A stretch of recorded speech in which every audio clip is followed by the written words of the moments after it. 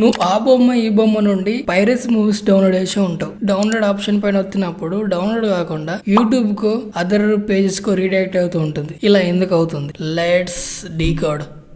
ఇలాంటి వెబ్సైట్స్ అన్ని illegal websites. వీళ్ళు చేసే పనులు కూడా ఇల్లీగల్ పనులే. సో వీళ్ళు మనీ జనరేట్ చేయాలనుకుంటే లీగల్ గా పాసిబుల్ అస్సలు కాదు.